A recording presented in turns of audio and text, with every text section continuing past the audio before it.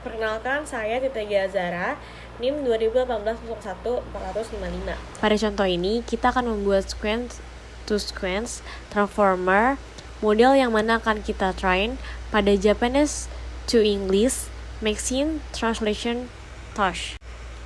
Sequence to sequence learning and attention. Paper attention is all you need. Menjelaskan apa itu yang namanya arsitektur sequence to sequence. Sequence to sequence adalah sebuah neural network yang mengubah transform elemen sequence atau urutan, contohnya seperti urutan kata pada sebuah kalimat menjadi urutan yang lain.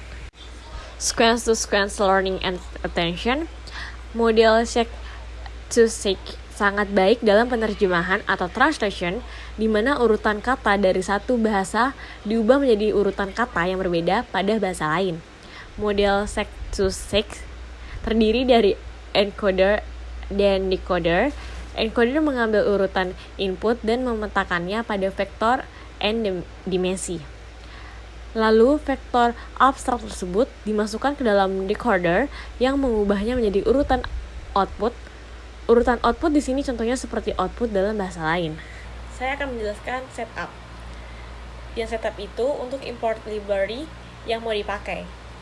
Kayak gini, import pathlib sampai dengan from TensorFlow titik keras titik layers import text vectorization. Dan saya akan menjelaskan tentang download dataset.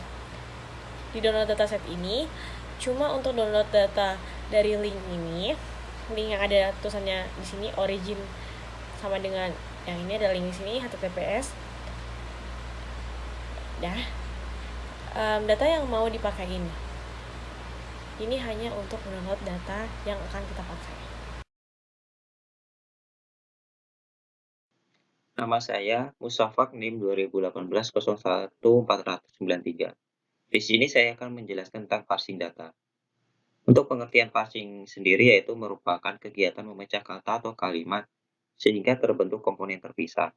Sedangkan untuk arti parsing data itu sendiri adalah proses pengambilan data dalam satu format, kemudian ke format lainnya, mengubahnya ke format lainnya.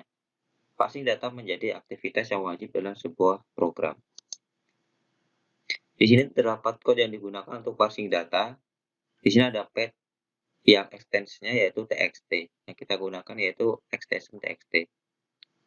Jadi di dalam sebuah kalimat bahasa Jepang nanti untuk artinya dalam bentuk bahasa Inggris. Di sini kalimat bahasa Jepang adalah short sequence atau sumber urutan dan bahasa Inggris adalah target sequence atau target urutan.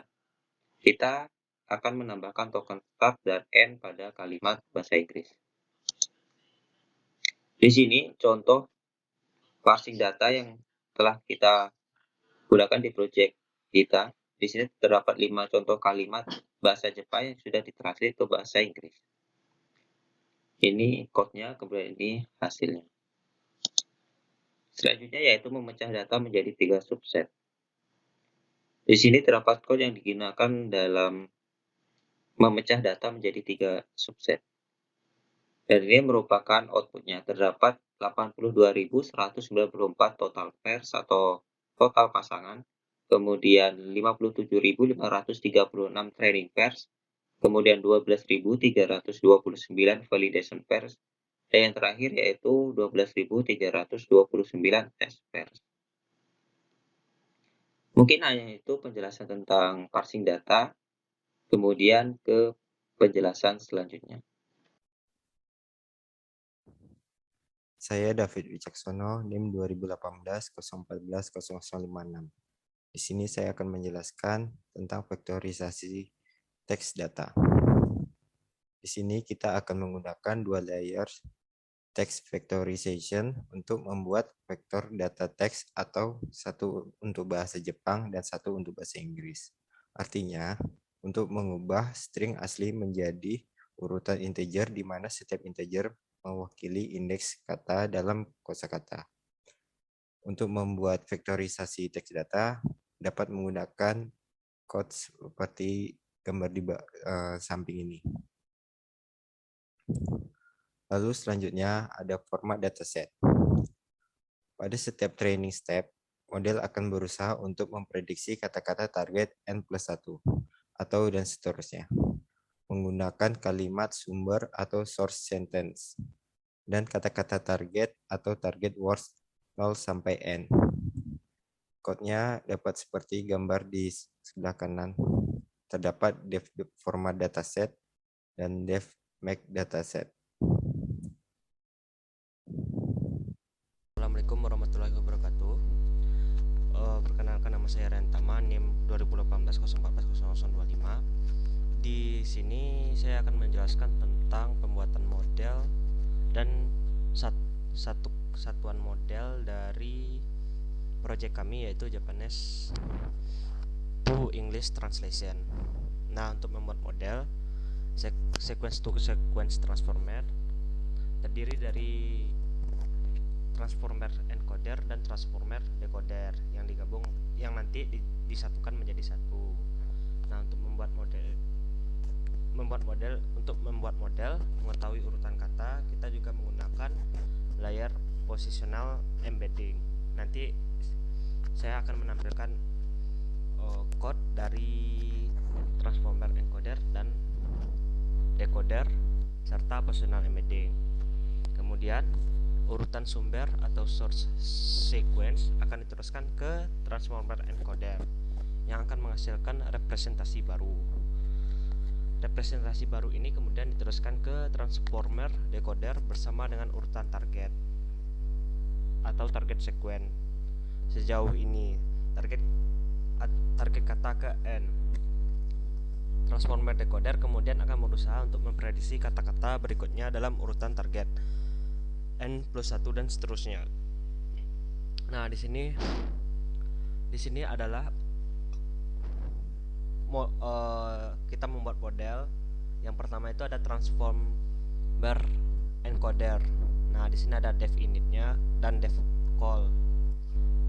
Kemudian di sebelah kanan ada kelas positional embedding yang terdiri dari def init dan def call serta def compute mesh. Kemudian di sini ada transformer decoder. Di sini ada def init serta def get casual attention mesh. Dan yang terakhir ada def call. Nah, habis kita telah membuat modelnya, kemudian kita satukan modelnya menggunakan kode seperti ini. Demikian penjelasan dari saya. Kemudian lanjut ke pembahasan berikutnya. Terima kasih.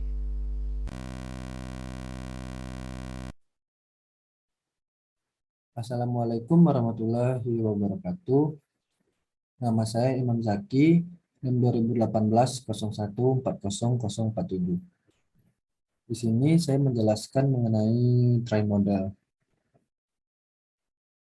Untuk codingannya sendiri dapat kita lihat seperti di bawah ini. Nah, di sini dilakukan 30 kali proses validasi datanya agar mendapatkan hasil yang bagus. Nah, jika sudah berhasil maka akan tampil output seperti di bawah ini.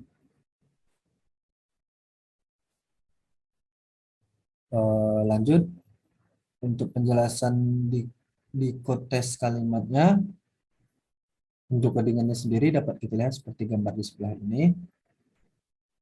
Nah, pada bagian codingan ini menunjukkan bagaimana menerjemahkan teks bahasa Jepang ke bahasa Inggris.